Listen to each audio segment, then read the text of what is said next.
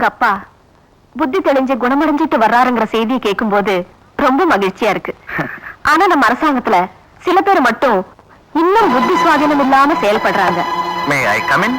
அடேடே, எத்தனை சாரா உங்களுக்கு 100 வயசு? உங்க மாதிரி பெரிய மனுஷங்க இப்படி உத்தரவு கேட்டு வெளியே நிக்கலாமா? என்ன அவமானப்படுத்துற மாதிரி இருக்கு சார். உள்ள வாங்க சார். ரொம்ப நன்றி. அடடே, வக்கீல் தம்பியா? நான் உங்களை எதிர்பார்க்கவே இல்லை. என்ன நீங்க ஊர்ல தான் இருக்கீங்களா? ஊர்ல தான் இருக்கேன். நான் இன்னும் உயிரோட தான் இருக்கேன். தம்பி எழுத்தாளதான் இருக்க வேண்டியவரு தலையெழுத்து வக்கீல் தொழிலுக்கு வந்துடுச்சு.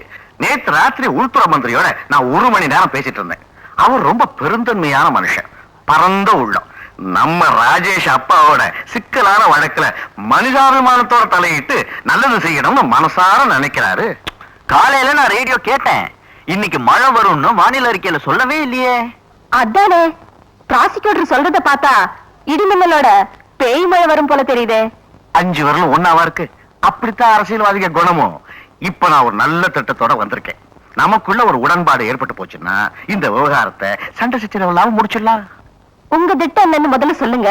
ஒப்பந்தத்துல கையெழுத்து போடுறத பத்தி அப்புறமா யோசிக்கலாம். இந்த வழக்கு சம்பந்தமா உங்க பத்திரிகையில வெளிவந்துட்டு இருக்கிற தொடர் கட்டுரைகளை நிறுத்திட்டீங்கன்னா ஆயுள் கைதி காந்திராமனுக்கு மன்னிப்பு வழங்கி உடனே விடுதலை பண்றதா உள்துறை மந்திரி எங்கிட்ட வாக்குறுதி கொடுத்திருக்காரு. உங்களுடைய யோசனையே நாங்க ஏத்துக்க தயாரா இல்ல. என்ன காரணம்? முதல் காரணம், எங்க முற்போக்கு பத்திரிகைக்கு மக்கள் மத்தியில மதிப்பு மரியாதையும் இருக்கு. உங்க சுயநலத்துக்கு உடன்பட்டு நாங்க சோரம் போக விரும்பல. 2வது காரணம், ஒரு நிரபராதியை யாரும் மன்னிக்க வேண்டிய அவசியம் இல்லை. சமாதானத்துக்கு ஒத்து வர மாட்டேங்கிறீங்க. அனாவசியமா அரசாங்கத்தோட மோதி என்ன சாதிச்சிட போறீங்க? காந்திராமனுக்கு நிபந்தனை இல்லாத விடுதலை வாங்கி தரணும். பாரபட்சம் இல்லாத விசாரணை நடத்தி அவர் அநியாயமா தண்டிக்கப்பட்டதுக்கு காரணமா இருந்தவங்களை பொதுமக்களுக்கு அடையாளம் காட்டணும், நீதிக்கு முன்னாடி நிறுத்தணும். மன்னிக்கணும். நீங்க 2 பேரும் பாதாளத்துல நின்னுகிட்டு ஆகாயத்தோட ஆசைப்படுறீங்க. உங்க நன்மைக்காக மறுபடியும் சொல்றேன், நீங்க சர்க்காரோட போர் கொடுக்கிறது விரயமான வேலை. Good evening madam. Public prosecutor எத்ராஜ கீழே கிழிச்சி கட்டுரை எழுதிட்டு வந்திருக்கேன். மேடம், இதுல ஒரு வேடிக்கை என்ன தெரியுமா? நான் தான் வைரிங்கிறது எங்க அப்பாவுக்கு தெரியாது. இப்ப தெரிஞ்சிருக்கும். நீங்க ஒண்ணு, அவர் என்ன முதுகு பின்னாடியே நிக்கிறாரு தெரிஞ்சுக்கிறதுக்கு. வாசிக்கிறேன், கேளுங்க. ராதா, பகல்ல பக்கம் பார்த்து பேசணும்னு ஒரு பழமொழி இருக்கு. ஆமா, எதுக்கும் ஒரு தடவை 4 பக்கமும் பார்த்துட்டு படி. திரும்பி பாக்குற பழக்கம் எங்க பரம்பரையிலே கிடையாது. வேணும்னா எங்க அப்பாவை போன் பண்ணி கேளுங்க. தேவையே இல்ல, கூப்பிடுற தூரத்துல தான் இருக்காரு, நேரடியாவே கேட்டுக்கலாம். என்னது? பக்கத்துல தானே உங்க வீடு இருக்கு, எப்பாவது பாக்கும்போது கேட்டுக்கலாமேன்னு சொல்றாரு இல்லையா ராஜேஷ்? அதேதான். அப்படியா? சரி, கட்டுரையை படிக்கிறேன், கேளுங்க. ராதா, ஷோ, யாரும் குறுக்க பேசக்கூடாது. 3 நாளா உட்கார்ந்து என் மூளையை பிழிஞ்சு இதை எழுதியிருக்கேன். என் மூளை கெடுத்துறாம வாயை மூடிக்கிட்டு மௌனமா கேளுங்க. அந்த சாதாரணமாக ஓட்டை சைக்கிளில் கோர்ட்டுக்கு போய் வந்த எத்திராஜ் திடீரென்று மேட்டுக்குடி மகனாக மாறிய மர்மம். அதற்கு ஒரு கோடீஸ்வரனின் நோட்டுக்கட்டுகள் கைமாறியதுதான் காரணம் என்று தெரிய வருகிறது. கல்லால் அடித்து கொல்லப்பட வேண்டிய கொலைகாரனுக்கு பல்லாக்கு தூக்கிய ப்ராசிக்யூட்டர் எத்திராஜ் ஒரு பொதுஜன விரோதி. நீதியின் தோழனாக பணியாற்ற வேண்டிய எத்திராஜ் எப்படி இந்த வழக்கில் யமனின் தூதனாக இயங்கினார் என்பதை புள்ளி விவரத்தோடு பொதுமக்களுக்கு விளக்குவதுதான் இந்த கட்டுரையின் நோக்கம். 1970ஆம் வருஷம் செப்டம்பர் மாதம் பிரமாதம்.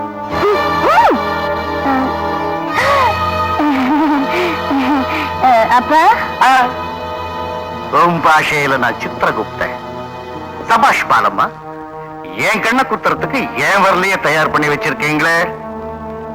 ஒண்ணு மட்டும் தெரிஞ்சுக்கங்க, தீவுன்னு நினைச்சு திமிங்கலத்து முதுகுல இறங்க போறீங்க, திரும்பி வரவே மாட்டீங்க.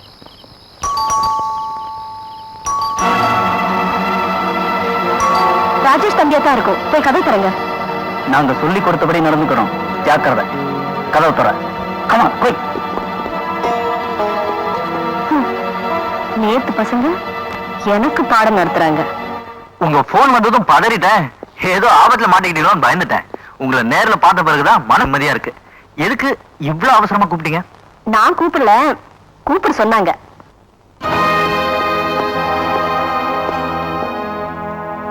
தம்பிக்கு நாங்க வந்த நோக்கம் தெரியாது, நீங்களே விவரமா சொல்லிடுங்க. பிராசிக்யூட்டர் எத்ராஜ பத்தி நாம வெளியிட வச்சிருக்கிற கட்டுரைகளை பத்திரிகையில போடக்கூடாது. இதுவரைக்கும் வெளியிட்ட கட்டுரைகளுக்காக வருத்தம் தெரிவிச்சு தலையங்கு எழுதணும். இந்த உத்தரவு எனக்கு. நீ என்ன செய்யணும் தெரியுமா? எங்க அப்பா காந்திராமன் ஸ்திரீலோலன், ஷீலாவை கொன்னது அவர்தான். அவருக்கு கொடுக்கப்பட்ட தண்டனை நியாயமானது. நீதி திராசு ஒரு மஞ்சள் பத்திரிகை. சமூகத்தில் கௌரவத்தோடு வாழ்ந்து கொண்டிருக்கும் என்னை ஒரு கொலைகாரன் மகன் என்று மறைமுகமாக நாட்டுக்கு சொல்லி என் எதிர்காலத்துக்கு வேட்டு வைத்து விட்டார்கள். விரைவில் அந்த பத்திரிகையின் மீது வழக்கு தொடர இருக்கிறேன் என்பதை பொதுமக்களுக்கு தெரிவித்துக் கொள்கிறேன். இப்படிக்கு ராஜேஷ் கையெழுத்து போட்டு இந்த கடிதத்தை அவங்களுக்கு கொடுத்துரு. கொடுக்கலன்னா தம்பி நாங்க சொல்றபடி செய்யணும். என்ன செய்யணும்? கெடுகிடுப்பான விஷயம்தான். அம்மா கொஞ்சம் எழுந்திருங்க. தம்பி அம்மா பக்கத்துல போங்க.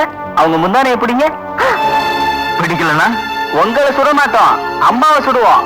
அட பாவீங்களா, போங்க தம்பி.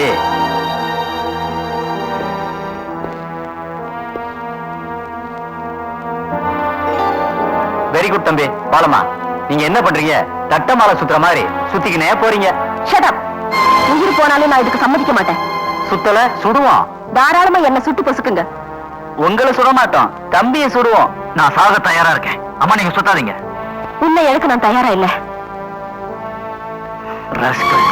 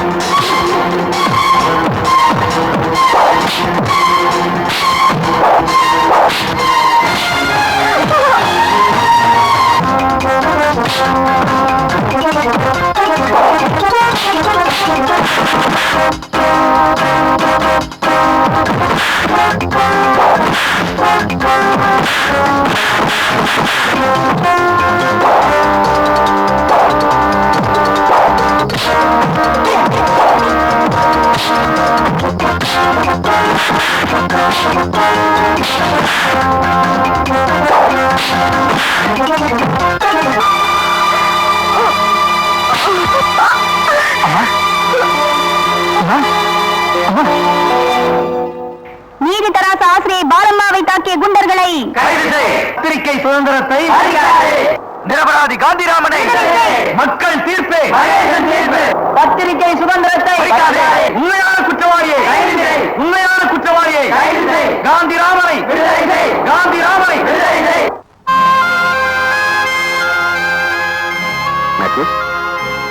ஆமா, என்ன திடீர் விஜயம்? உனக்கு சொந்தமான பொக்கிஷத்தை உங்ககிட்ட திரும்ப ஒப்படைச்சிட்ட என் பாரம் குறையுமே நினைச்சேன். வந்தேன். வெறும் கையை வீசிட்டு வந்துருக்க. எங்க பொக்கிஷம்?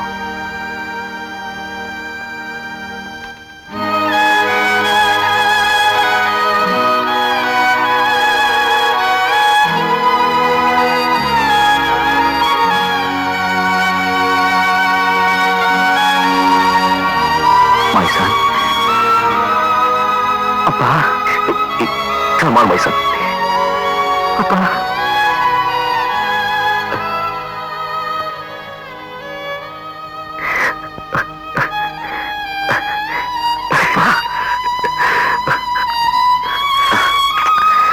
ராஜேஷ், மிஸ்டர் காந்திராமன், நீங்க பூரண குணம் அடைஞ்சிட்டீங்க. இந்த செய்தியை அதிகாரப்பூர்வமா அரசாங்கத்துக்கு எழுதி அனுப்பியிருந்தோம். அது எங்க கடமை. அதனால உங்களை சட்டப்படி ஜெயில அடைக்கணும்னு உங்களுக்கு உத்தரவு வந்திருக்கு. உங்களை கூட்டிட்டு போக வந்திருக்கோம். இத்தனை வருஷமா மனச்சிறையில வாழ்ந்துகிட்டு இருந்தேன். இப்ப மாகாண சிறைக்கு கூப்பிடுறீங்க.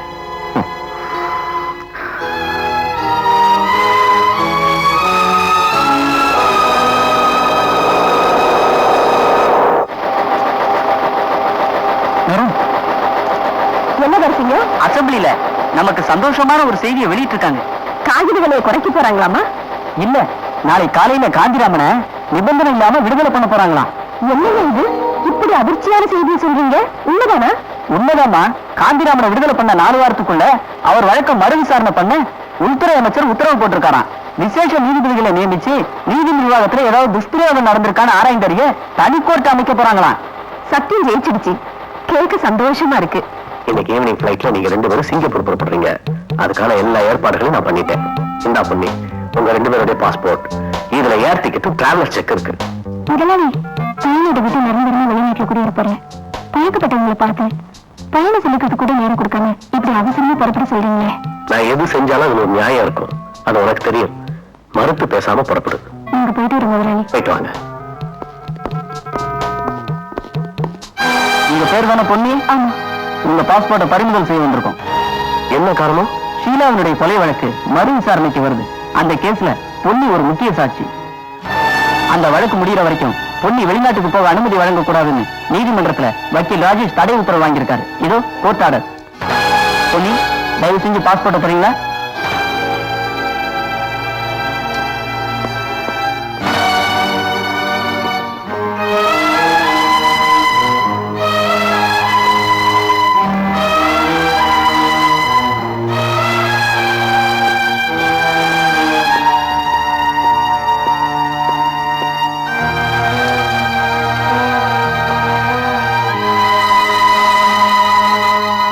Silence.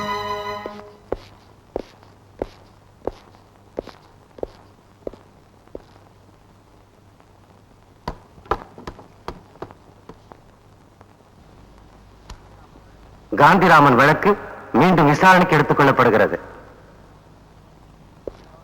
My lords, இந்த வழக்கில் என் தந்தை காந்திராமன் சார்பாக நான் ஆஜராகிறேன். வாட்? மன்னிக்க வேண்டும் கணம் கோட்டார் அவர்களே. இந்த வழக்கில் மறு விசாரணை கோரி நிற்கும் காந்திராமன் சார்பாக நான் ஆஜராகி வாதாட முன்வந்திருக்கிறேன். S, proceed. காந்திராமன் ஒரு நிரபராதி. அவருக்கு தண்டனை வழங்கியதன் மூலம் கண் போல் காக்கப்பட வேண்டிய தர்மம் கருச்சிதைவு செய்யப்பட்டு விட்டது என்பதை இந்த நீதிமன்றத்தில் என்னால் நிரூபித்து காட்ட முடியும். ஷீலா கொலை வழக்கின் விசாரணையை அரசாங்க தரப்பு வக்கீல் திட்டமிட்டை திசை திருப்பிய காரணத்தினால் குற்றச்சாட்டிலிருந்து தன்னை காப்பாற்றிக் கொள்ள அன்று காந்திராமனுக்கு போதுமான சந்தர்ப்பங்கள் கொடுக்கப்படவில்லை. ஆனால் இன்று அந்த சந்தர்ப்பம் கிடைத்திருக்கிறது.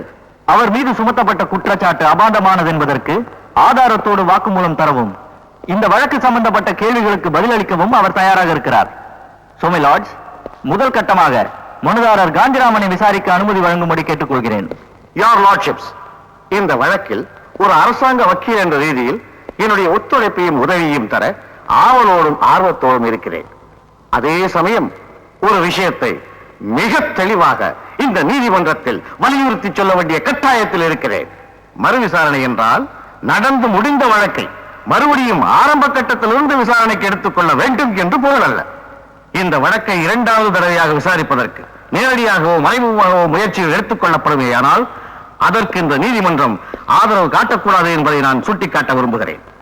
ஏற்கனவே விசாரிக்கப்பட்ட சாட்சியங்களை மீண்டும் காரண காரியம் இல்லாமல் விசாரிக்க முனைவது அர்த்தமற்றது. அது கால விரயம் மட்டுமல்ல, சட்டவிரோதமும் கூட. எனவே காந்திராமனை கூண்டில் ஏற்றி சாட்சி சொல்ல அனுமதிப்பதை நான் கடுமையாக எதிர்க்கிறேன். அரசாங்க வக்கீல் சொல்லிய தர்க்க ரீதியான வாதத்தை இந்த நீதிமன்றம் முழுமையாக ஏற்றுக்கொள்கிறது. இந்த வழக்கில் ஏற்கனவே சொல்லப்பட்ட தீர்ப்புக்கு பாதகமான புது சாட்சிகளையும் ஆதாரங்களையும் மட்டுமே விசாரிக்க இந்த நீதிமன்றம் விரும்புகிறது. இந்த சூழ்நிலையில் குற்றவாளியின் வாக்குமூலத்தை நாங்கள் கேட்க வேண்டும் என்று எதிர்பார்ப்பது தேவையில்லாத ஒன்று. ஏனென்றால் கடந்த கால விசாரணையில் காந்திராமன் நீதிமன்றத்தில் கொடுத்த வாக்குமூலம் அடங்கிய அந்த வழக்கு சம்பந்தப்பட்ட தஸ்தாவேஜுகளை நாங்கள் முழுமையாக படித்துவிட்டுத்தான் இந்த விசாரணையை தொடங்கி இருக்கிறோம். எனவே நமக்கு கிடைக்க இருக்கிற புதிய தகவல்களை வைத்துத்தான் காந்திராமன் மீது சுமத்தப்பட்டுள்ள குற்றச்சாட்டை எந்த அளவுக்கு மறு மதிப்பீடு செய்யலாம் என்பதை தீர்மானிக்க முடியும். ஆகவே குற்றவாளியை மறுபடியும் விசாரிக்க வேண்டும் என்று நீங்கள் விடுத்த கோரிக்கையை நாங்கள் நிராகரிக்கிறோம். நோ யுவர் லார்ட்ஷிப், என்னை விசாரிக்க அனுமதி மறுப்பது அநீதி. நடந்த சம்பவங்களை நான் சொல்லியே ஆக வேண்டும். இது என் அடிப்படை உரிமை. யுவர் லார்ட்ஷிப், தயவு செய்து எனது முறையீட்டை கேளுங்கள். எனக்கு நீதி வேண்டும். I ought to have my say. I want to be heard. I want justice. Silence. Silence.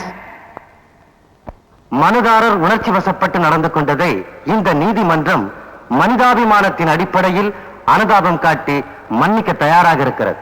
ஆனால் இப்படிப்பட்ட அசம்பாவிதம் மறுபடியும் இந்த மன்றத்தில் உருவாகக்கூடிய சூழ்நிலையை இந்த மனுதாரர் உருவாக்குவாரேயானால் இந்த நீதிமன்றத்தை அவமதித்த குற்றத்திற்கு ஆளாக நேரிடும் என்று எச்சரிக்கிறோம். மை லார்ட்ஸ், மனுதாரரின் உள்ளக்குமுறல் நியாயமானதுதான் என்றாலும் அதை வெளிப்படுத்திய விதம் வருந்தத்தக்கது. அதற்காக அவர் சார்பாக நான் மன்னிப்பு கேட்டுக்கொள்கிறேன்.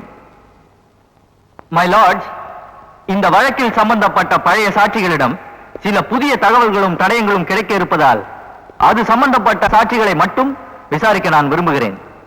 இந்த வழக்கில் கொலை செய்யப்பட்ட பெண்ணின் சடலத்தை அவள் இறந்த உடனே பரிசோதனை செய்த டாக்டர் குருசாமி என்பவரை நீதிமன்றத்தில் சாட்சியம் சொல்ல அரசு தரப்பில் அழைக்கப்படவில்லை. Your Lordship, இறந்தவரின் சடலத்தை முதலில் பரிசோதனை செய்த டாக்டரை கோர்ட்டுக்கு அழைத்து அவருடைய வாக்குமூலத்தை பெறாத ஏதாவது ஒரு வழக்கை உங்களுடைய முதிர்ந்த அனுபவத்தில் நீங்கள் பார்த்ததுண்டா? பிறகு ஏன் இந்த வழக்கின் ஆணிவேர் போன்ற சாட்சி டாக்டர் குருசாமி உதாசீனப்படுத்தப்பட்டார், ஒதுக்கப்பட்டார்? இந்த சூட்சமமான கேள்விக்கு பதில் அளிப்பதற்காக டாக்டர் குருசாமி இங்கே வந்திருக்கிறார். அவரை விசாரிக்க அனுமதி வழங்கும்படி கோர்ட்டார் அவர்களை கேட்டுக்கொள்கிறேன். Permission granted.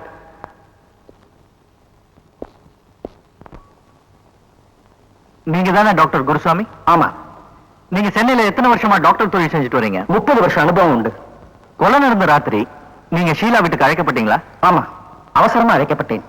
அதை பத்தி நீங்க ஏதாவது சொல்ல முடியுமா? அது ஒரு பயங்கரமான சம்பவம். அந்த கொலையை பத்தி ஷீலா வீட்டுக்கு கீழே குடி இருக்கிற ஒயின் ஷாப் ஓனர் புண்ணிய திட்டத்துக்கிட்ட பல சந்தர்ப்பங்கள்ல பேசியிருக்கிறேன். ஷீலா எப்படி எதனால கொலை செய்யப்பட்டிருப்பான்னு உங்க சொந்த கருத்து அவர்கிட்ட சொன்னீங்களா? ஆமாம், ஒரு சவரக்கத்தியால் அந்த கொலையை செய்திருக்க முடியாது என்று என் அபிப்பிராயத்தை சொன்னேன். சவரக்கத்தியை பயன்படுத்தலனா வேற எந்த ஆயுதத்தால கொலை செஞ்சிருக்க முடியும்னு நினைக்கிறீங்க? என்னை பொறுத்தவரையிலும் அந்த ஆயுதம் அறுவை சிகிச்சைக்காக டாக்டர்கள் பயன்படுத்துகிற கூர்மையான முனையுள்ள கத்தி. It is scalpel. எப்படி அந்த முடிவு கொண்டீங்க? ஷீலாவின் கழுத்தில் இருந்த காயத்தை மிக கவனமாக சோதனை செய்து பார்த்ததிலிருந்து தெரிந்து கொண்டேன்.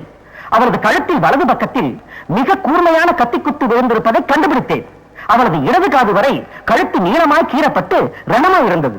அப்படின்னா முனைமழுங்கிய சவரக்கத்தியால இப்படிப்பட்ட படுகாயத்தை ஏற்படுத்த முடியாதுன்னு சொல்றீங்க இல்லையா? உங்கள் யூகம் சரிதான். இந்த நேரத்தில் எனக்கு தெரிந்த இன்னொரு விஷயத்தையும் வெளிப்படுத்த விரும்புகிறேன். அந்த கத்தியை பயன்படுத்தியவன் நிச்சயமாக இடதுகை பழக்கம் உள்ளவனாக இருக்க வேண்டும். எப்படி அவ்வளவு உறுதியா சொல்றீங்க? முதலில் ஷீலாவின் வலது பக்கமாக கத்தி குத்து விழுந்திருக்கிறது. ரத்தம் அவளது வலது பக்கத்தில் உள்ள பூச்சாடியிலும் சுவரிலும் தெரித்து விழுந்திருக்கிறது. கொலைகாரன் வலதுகை பழக்கமுள்ள ஒரு சராசரி மனிதனாக இருந்திருந்தால் அவளது இடது பக்க கழுத்தில் தான் குத்தி இருப்பான். முதலில் அவளது இடது பக்கமாகத்தான் ரத்தம் பிடித்திருக்கும். Simple logic. He was left-handed. You are correct, doctor. My lords, please note down this point. My examination is over.